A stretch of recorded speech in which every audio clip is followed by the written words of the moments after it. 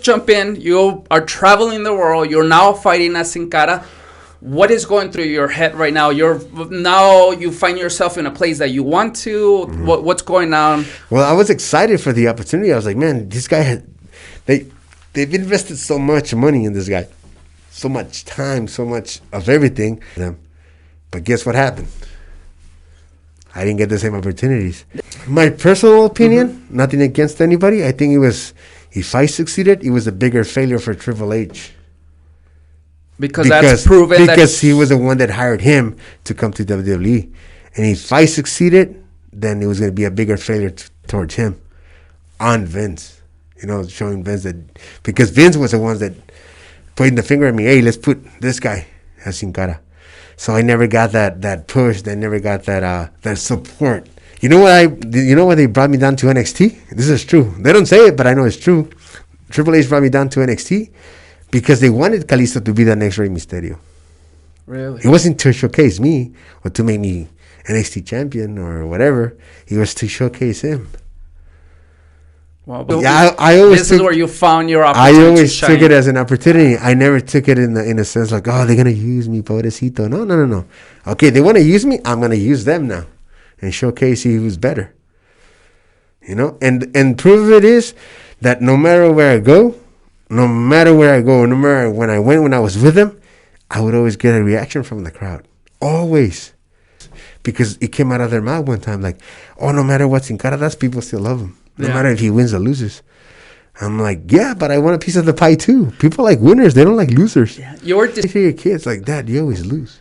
Like, what do you expect? Oh, it's my job. They don't understand that.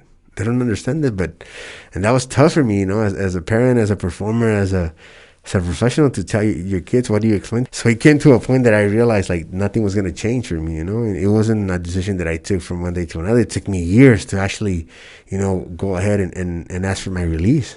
I had told him a year before. I was like, let me go if you don't want me here. I was like, you're not going to let me go. And they were like, no, we're not going to, whatever. Why you want to leave, And I'm like, because I'm tired of the same situation. It's always the same people that get the opportunities. The same 5-6 people all the time. And what about the rest of us? It took me a long time. I talked to the viewer that I had to talk to, and nothing changed. I took the decision. I prayed a lot. I called a few of my friends, and I told them how I felt, and they told me, like, if you think it's time now. So that's why I decided to put out a release statement saying how I felt, because I've always been very private in every sense of the word in my social media, but it was time for me to let people know how I felt, and them too, because I asked for a meeting with Vince. They told me that I had to make an appointment. I'm like, if I have to make an appointment with Vince after 10 years in this company, then I don't belong here. Wow. Simple as that. Nothing against anybody. You see a lot of talent go there, and then they leave. And why? Why did they want to leave? It's hard to say, right? Because it's the biggest and most successful company in the world. And obviously the guys that have succeeded is because they've given them the opportunity to succeed. Simple as that. It's not because he's better than me or better than the other guy. It's because they have been constant with him and they've given them the opportunity to succeed so that people would like him. The Shield wasn't forming one day.